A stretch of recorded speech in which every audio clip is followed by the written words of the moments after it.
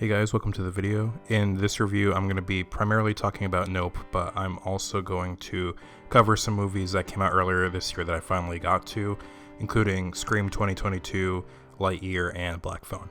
So it wasn't until this year that I watched all the Scream movies. I had seen the first one like years ago, and I remember enjoying it, so I watched it, and then I watched 2 through 5, the new one being the 5th one, and I really enjoyed it.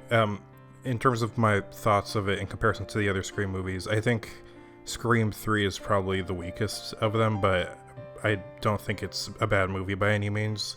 I think all the movies are solid and they are able to adapt to the ever-changing world of horror media, and I think this new one does a really good job talking about the sort of more artistic horror movies like A24 style horror movies, things like that. And it's also the first Scream movie to not have Wes Craven's involvement after his passing, but I think that it really captures the vibe of the first 4 films really well, and that with the incorporation of the history of David Arquette and Courtney Cox and their marriage and an eventual divorce, that is integrated into the story, and it feels more emotional because of those moments. It's not a movie that felt like there was a disconnect because of the change of writing and directing, and I was really happy about that. I consider the Scream movies to be a lot of fun. Fun's usually the word I go to. It's very self-referential, it's fun, and this film focuses on the whole idea of what in the movie they call requels, what I call soft reboots, and the legacy characters coming in, bringing in the new characters, all that, and talking about movies like, like The Force Awakens and things like that, and they even reference that in the film. So dissecting that's really great, and then having sort of the repeat of the original movie is a lot of fun, down to who the killers are. That was really enjoyable. So going into spoilers with that, I'm gonna segue into who the killers are. It's really entertaining to see Jack Quaid be the killer in this film, and then the other killer is the actress who played one of the Manson girls in Once Upon a Time in Hollywood, and she's also great. Seeing her specifically, it was like, how are you not gonna go crazy by the end? So it felt somewhat obvious that it was gonna be her. But Jack Quaid, he was easily the standout of the movie. He was funny when he wasn't revealed to be the killer at first, and then once the reveal happened, he was still really entertaining, and he got to go over the top of it. It had already been spoiled to me that he was one of the Ghostface killers, at least, but it didn't take too much away from my enjoyment. Obviously, when you watch these movies, that's the main thing you're looking at, but I still had a real blast with this movie. I was also really disappointed that Dewey got taken out, because Dewey's easily my favorite character of the whole series. And then who knows what's going to happen to the next one, because apparently Neve Campbell's not going to be in it, and now neither is David Arquette, and there's rumors that they're going to bring back Emma Roberts, who was the killer in the 4th film who died, so who knows how she's going to be incorporated into the movie. But yeah, overall, Scream 5 technically I really enjoyed. So I also watched Lightyear, and when I saw the announcement of Lightyear, it seems so gross and cynical, and I was like, I'm not gonna see that in theater. I'll watch it on Disney Plus when it comes out, but I'm not gonna pay to go see it in the theater when it comes out, because it felt like they were squeezing the Toy Story brand so hard. So it dropped on Disney Plus, and then I watched it, and I think it was okay, but there were many points throughout the film where I was like, this doesn't need to be Buzz Lightyear, it could be a different character. And it feels like it sort of gets off on just the IP of Toy Story, more so than a new story being told. Chris Evans does a pretty good job voicing Buzz in the film. And then there's also Taika Waititi, who's great in general. I didn't think he was very funny in this film, which is pretty insane. But the movie ended up being fine. And then, there's not a villain for a while. I mean, there's the whole Zurg thing. I'm just going to go into spoilers for Lightyear, so if you haven't seen Lightyear, just skip to the next time code.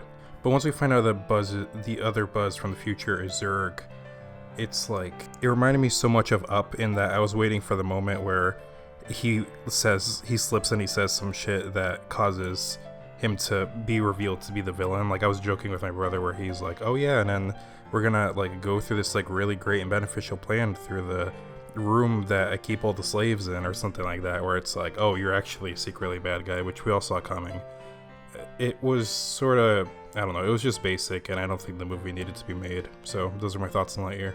Then I also watched Black Phone with Ethan Hawke, and this is the new Scott Derrickson film, who directed Doctor Strange, the first one, and Sinister, which I still haven't seen, also starring Ethan Hawke. And I like the film quite a bit. It's based off of Joe Hill's novel, Joe Hill being the son of Stephen King, and you really feel that throughout the story. And the beginning of the film especially reminded me a lot of Halloween, like to a T. The atmosphere is completely similar, and there was just like this vibe to it. It takes place in the 70s. I don't think that the writing for this one kid that was like the tough kid in school was very realistic, but he's not in the movie long anyway, so it didn't bother me too much. There's supernatural elements to it that are not explained, but in a way that I think is positive, in a way that it doesn't need to be explained. And then you've got Ethan Hawke's Grabber, who has these changing masks, and then, you know, people have discussed about how that is very much related to the at-home life of the characters with their dad, who seems to change personalities so much, similar to the Grabber's mask. So yeah, Black Phone was really good. I liked it a lot. It was very simple, and I think that's what made it work. I wouldn't say that I loved it, but it was a strong movie. And then James Ransone's in the movie. Some people said that it didn't like his inclusion. But I kind of can't help it because I really love James Ransone. I love his energy and his acting style. So when he showed up, I was pretty happy, even if it wasn't a benefit to the film. The film also is really great at building up suspense. It has a nice look to it, again, similar to how Halloween looks. All the kid actors are really strong, and then one of them has like a supernatural ability that's very Shining-esque. It might be The Shining because Joe Hill's books also take place in the Stephen King universe, so it's possible she has the shine. But yeah, The Black Phone was good, and I'm glad I saw it. Another movie I watched was Everything Everywhere All at Once. I finally watched it super late. Everyone was telling me to watch this movie. Everyone was talking about how great it was, and I just never got the chance to go and check it out. I finally watched it on streaming, and it's really great. I'm probably not going to spend as much time talking about this as I should, but the movie is something that you have to just watch for yourself. It's insane. It's emotional. It's got good performances. I love how abstract it was. A lot of the humor reminded me of the Lego Movie, of all things, and that's interesting because the Lego Movie is very much like The Matrix, and this movie is very much like The Matrix. But yeah, it has this very random comedic feel to it that's very loose, but it's also very heartfelt, and all the actors do a great job. The actor who plays Short Round in Temple of Doom and Data in The Goonies is in this film, and he's really great in it, and he speaks the same exact way. It's so surreal to see him now as, you know, a grown man, and he's coming back to acting, and that's all really great. All the actors are so well picked, and then you've got Jenny Slate makes a cameo at the start. I was not expecting to see her. I really enjoyed the movie, and I think it has interesting things to say about family history and tradition and the sort of fears that come with us telling our family members very delicate things, especially the older generations that might not see them as being right. And I love that also relates to the main character being flawed and having a very warped view on specifically her daughter's sexuality, and thinking that this like evil destructive force is the reason that her daughter's gay, instead of just, you know, being cool with the fact that her daughter's gay. The martial arts is great. Again, the humor, it does a bunch of really insane, crazy stuff, but it balances and it doesn't overpower any of the emotional moments in the film. The movie is really just something you have to witness. You just have to experience Everything Everywhere. It's really great. I think, if I'm being honest, the hype around it made me like it a little bit less than I was expecting. Like, I think it's a good movie and it's really well made, but I don't know that I fully loved the film. But I think on repeat viewings I might end up falling in love with it. It might have just been the hype. I remember when I went to see Into the Spider-Verse, everyone was talking about how great it was, and I watched it and I was like, yeah, that was good. And now it just gets better every time I watch it because I don't have the preconceived idea based off of the hype So yeah, at this moment, I do really like the film a lot. I'm sure I'm going to love it more on future viewings. So then moving on to Nope. Nope was my most anticipated movie of this year. I saw opening night, which was at the end of July, and it's now the end of September, so obviously I've been slacking when it came to this review. I went to see it twice in the theater, and both times it was really great, really enjoyable. This is obviously Jordan Peele's new film. It stars Daniel Kaluuya, Stephen Yeun, and Keke Palmer, all of whom are amazing in this film.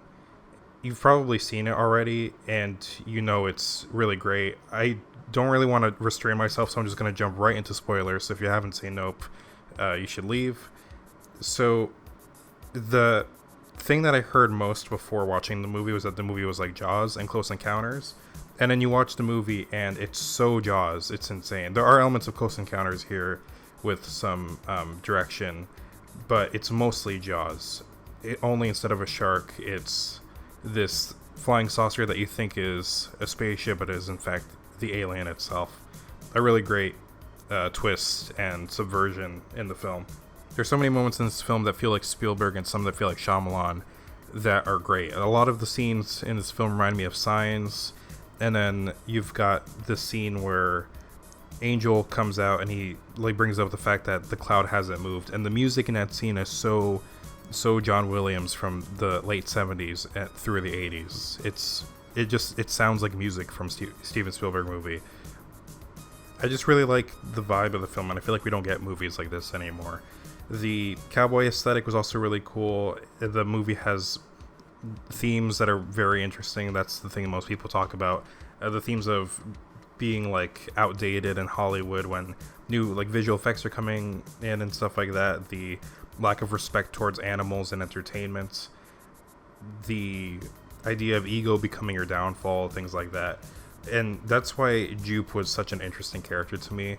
You know, people keep talking about the shoe and how it stood up, and some people are also talking about the purpose of the whole Gordy thing. And I feel like if you just think about it, it just makes sense. It's metaphorical for the main storyline involving the horses and involving the creature itself. It's all about communication between humans and animals, and the idea that if you're going to use animals for entertainment, there needs to be an agreement met. There isn't supposed to be a control over the animal.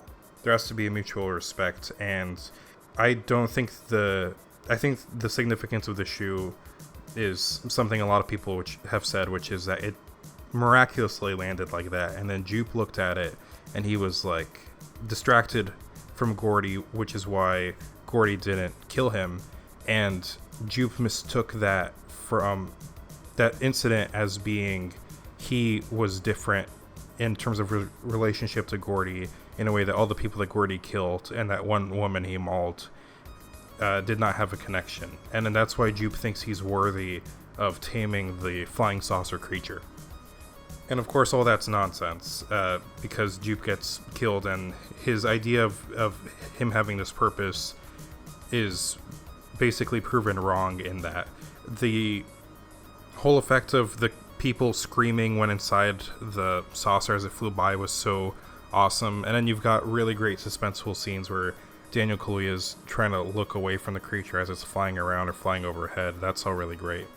And then there's themes of viewership and the things we do for spectacle, the awful things we do for spectacle.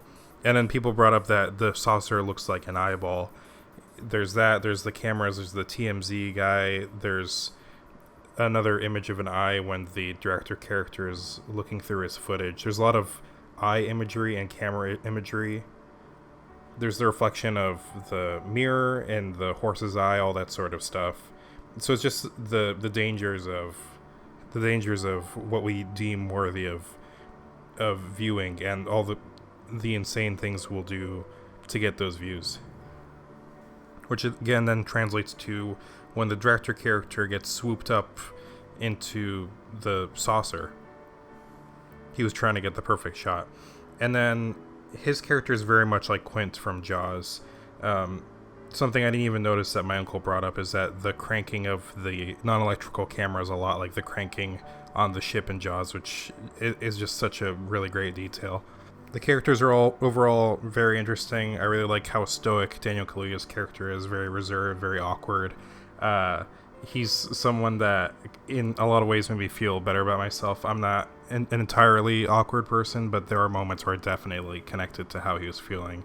But I do love his sort of strength and his lack of care for how he is. Like, he's just he seems very comfortable with being the person he is, and I think that's really cool. And then the opposite of that, his sister is super outgoing and super charismatic, very likable, super well played by Keke Palmer. And it still feels like they're siblings, though. It doesn't feel like their different personalities clash. It instead feels like they're right for each other because of their personalities being that way. Then you've got Angel. Angel was also a really enjoyable addition to the movie, and sort of how he kind of butts himself into the situation. That was all very cool.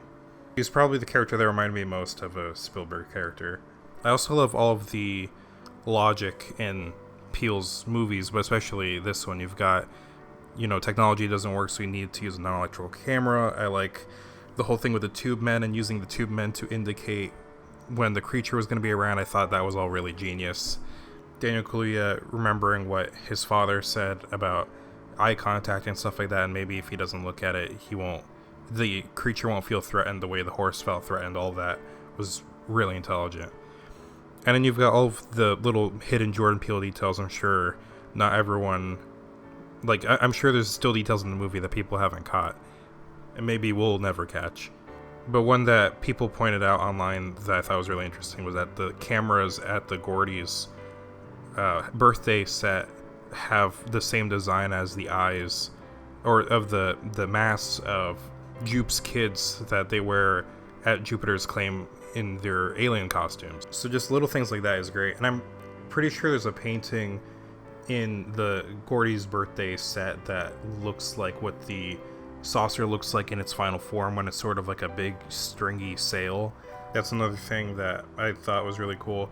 So I know my thoughts on this are going all over the place and I'm jumping all over the place, but there's so much to talk about and dissect, and I'm just sort of going through stream of consciousness because I've been thinking about this movie a lot over the course of 2 months, and I think it's really great. I prefer it to Us, but don't like it as much as Get Out. But that being said, there isn't a single Jordan Peele film I don't like, and I think all of them are really great. Even though it was before I watched this movie that I knew this movie was Jaws, I was really thoroughly enjoying it. Even the climax is Jaws. You have the whole thing with the balloon and her letting go of the flag, sort of like when they're releasing the buoys to shoot onto the Great White in Jaws, and then it blows up at the end just like Jaws. And then you've got that Akira reference that someone mentioned before I went to see the movie, of her drifting on the bike. That was all really awesome. Again, I know my thoughts are all over the place, and it sounds like I'm a kid that just walked into a candy shop, but I really thoroughly enjoyed this film. It was my most anticipated movie of the year, and it pretty much met those expectations. It was something I wanted to be scary, funny, deep, have interesting themes, and that's basically what you get when you go to see a Jordan Peele movie, and this movie delivered just as his other 2 films delivered, in my opinion. The worst part about going to see a Jordan Peele movie is that you have to wait 3 years for the next one to come out. That's what's so great about his films. They're that good. So yeah, those were all of my thoughts on Nope and all of the other movies that I caught up on in 2022. Thank you so much for listening, and I'll have a new review out sometime soon. Thank you very much.